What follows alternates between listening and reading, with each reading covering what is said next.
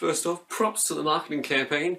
No one knew about this till January, and it came out in March.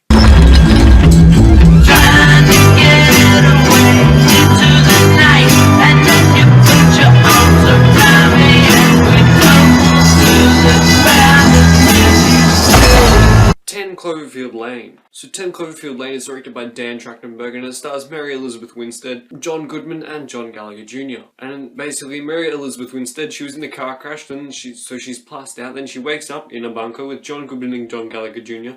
John Goodman is telling her that the world's being destroyed outside by some sort of fallout and you don't know whether to trust John Goodman or not, so it's her trying to discover what actually went on outside. I haven't seen the Portal short, but this is the guy's first feature film. He did a Portal short, which I've heard it's good, but he's very good with all these actors. He gets 3 great performances out of 3 actors. John Goodman transforms. I have not seen John Goodman ever do this before, but he's so scary and intimidating, and there's times where you feel like you can trust him, and there's times you feel like, no, he's scary, get him away from me. You kind of get scared of him, and you're in the place when you're sympathizing with Mary Elizabeth Winstead, who was also great. She was a great lead, she was really likable, and they made her a 3-dimensional character where she could trust some people, not trust some people. She kind of had these moments with other people as well. John Gallagher Jr., I would have liked to have seen a little bit more from him, but he was put in there so well, and he kind of represented the comic relief of the movie, and he was just really likable overall. The set of 10 Cloverfield Lane, it's remarkably well lit. Like, all the lights are lit in, they feel like completely different places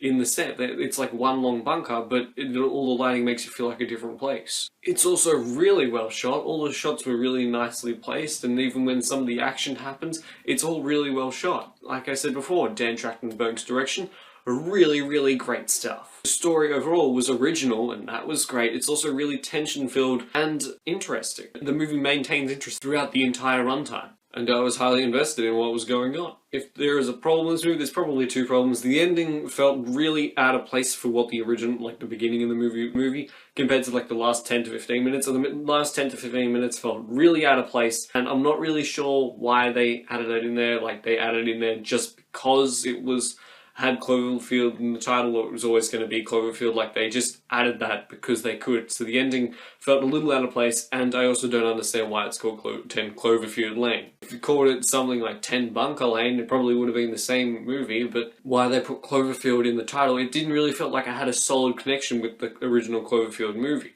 Anyway, for all that, I will say 10 Cloverfield Lane, I'd buy it on DVD. Have you seen 10 Cloverfield Lane? Let me know in the comments down below. Like the video if you enjoyed it, and subscribe to become one of the Platypus. I'll see you guys next time. Bye. Oh wow, you made it to the end of the video. Good job. How about you click that subscribe button for more content?